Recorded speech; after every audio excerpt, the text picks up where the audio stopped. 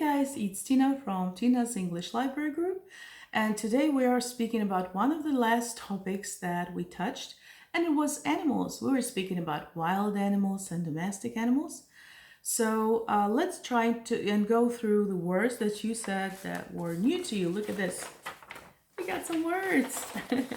I always write them down when we're speaking, and then I have some material for you here. So the first expression that we talked about was bear with me. I told you guys to bear with me when I was speaking and saying something to you that could probably make a protest in you, or make you say, "Oh no, don't! I don't wanna listen to this." Right?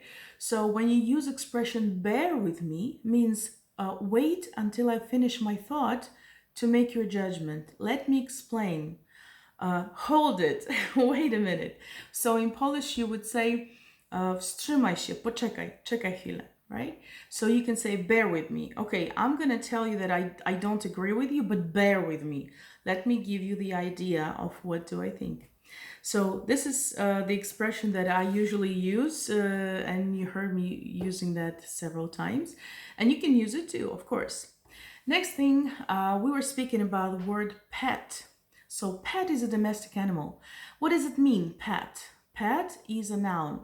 What? Pet. I have a pet. She's sleeping over there and letting me do the video because usually my Katie, she gets into the video and starts to meow and go all around. So now my pet is letting me do my good job. So pet is an animal that allows you to pet them. How come? What does it mean to pet? To pet means to stroke, to make gentle strokes on someone. You can pet your cat, dog, any animal that you keep in house. You can pet your child on a head, so it's gentle strokes. You can pet your mom and dad, you get on the hand, on the back. You can pet your friends, you can pet your family, someone that you feel comfortable with and someone that you want to express your love to, right? Your this tender feeling of care to. So you pet them. So I pet my pet. So I gently stroke my pet, right? It's very nice feeling. So that's why animals that allow you to do that are called pets. So they are domestic. Wild animals don't allow you to touch them. That's the difference. Next word that we had was the word mongrel. Mongrel means someone without a breed. Like for humans in the old days, they used the word bastard, and it wasn't any bad word. It was the expression of someone doesn't have, let's say, a surname, doesn't have a father, doesn't have a family history. Someone who is born without his or her parents being in official relationship, like marriage. So they were called bastards. Nowadays, we use it as a bad word, right? To criticize someone or say that someone is behaving really bad. But in those days, we were using it the same way as we use mongrel now. So mongrel is you can also say putsch. Putsch is a softer word for mongrel. Kundel, that's the Polish word for it. Next word was a guinea pig. Guinea pig is a chomiczek. That's the small thingy, the small animal that you can use at home. Sorry, not use. You can use them to pet. You can give them pets, and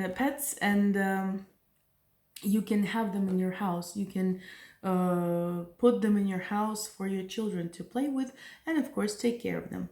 But excuse me, I have to have some. A lot of words coming through here, so a lot of water is needed. Next word was before, and I told you that you can write this word in two ways. It can be written like be for or be for.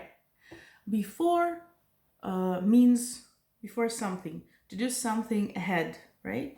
So before might be written differently because in Canada and in America they might write it differently. In Canada, a lot of influence from French language, and in America they don't have that. So you can see the difference, and it's okay, don't get scared, it's the same word. So before we had a word to catify. Do you remember that? I told you catify to satisfy. That's the expression was made up by a wonderful person called Jackson Galaxy. Jackson is animalist, as they call him. He's an animal psychologist, and he's helping cats to feel comfortable in the homes of their owners. So, Catify to Satisfy is one of the videos or one of the playlists and videos on Jackson's channel on YouTube, which I do actually recommend with all my heart. I do recommend it to you. Check it out. I'll try to put the link below and absolutely check it. He's giving really good advices to people who have cats. So you can say it's a play word. It is not serious. You don't have it in vocabulary. You can say catify. You can say dogify. So satisfy a cat, catify. Satisfy a dog, dogify. You can say horsify. You can play with words. So catify to satisfy, right? Next word was fur and hair. So fur, futro, fur, and furry, futrzany. So you can have, let's say, fur, animals that have fur and animals that have hair. Like furry animals and hairy animals. What it means, fur might be allergic, might make someone allergic, and hair doesn't usually. So it depends on what kind of breed do you want, but usually you can choose between two. And if you are someone who gets allergic to pets, you can actually choose a pet without fur but with hair. It's like dogs and cats. And some cats were without hair at all, and we talked about them. Those are Sphinx. They're very active. They're very cool cats and looking pretty cute. So you can choose those two, of course. Hairless and furless and hairless. Okay. Next word, we're speaking about the nails of our cats and dogs. We don't call them nails, we call them claws. So claw, one, and two and many claws. Claw is something that animals have. Humans have nails. Next thing, gut. Bebechy. You have it in Polish. I think it's written like this. Excuse me for a second. So you have guts, something that you have in your belly. And it's the same for humans and for animals, guts. And also I told you this expression that is called gut feeling, intuition, something that you're feeling is going to happen, or you're talking to someone and you have a gut feeling about this person that it's a bad person or a good person. So your gut feeling is helping you to understand what to do, what kind of decision to make. So gut feeling is the same with intuition. It's just an expression that we usually use. Next thing, worms and parasites. Of course, pets are really very connected to that and sometimes have them. Of course, those pets are usually taken to vets and taken care of. I do hope that. I do hope that you take your pets to vets and take care of worms and parasites, because they are making life of pets worse, of course. Next word was shelter, so animal shelter. And you asked me if human shelter and animal shelter, do we use the same word? Schronisko dla bezdomnych, schronisko dla zwierząt. Yes, we do the same. We do use the same word. So it's shelter, animal shelter, right? And homeless shelter, right? There you go. So you put the word that signifies it in front of it, and next thing that you say is a shelter. So shelter is a asile, is some place safe. Next word and last word is ingredients. We're speaking about different ingredients in cat food, dog food, pet food generally, and of course in ingredients in human food. So those things that we put in, and microelements, and sodium, magnesium, potassium, everything that we have are the microelements, but bigger pieces, let's say not microelements, but bigger pieces like fish and oil and water. Those are the ingredients. So there are two kinds of ingredients, right?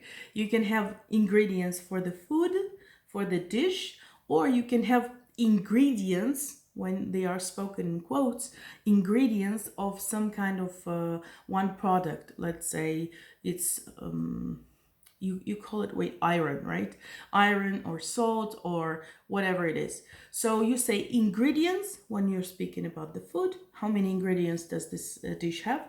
Or you say ingredients, but in quotes, of course, when you're speaking about microelements. There we go. Okay, guys, so these are all words that we were speaking about. Hopefully it's going to help you to remember them and remind yourself how to pronounce them, how to use them. Hope this video was helpful to you, and I do wait to see you next time at our meeting, which is going to happen on Friday at 4:30 p.m.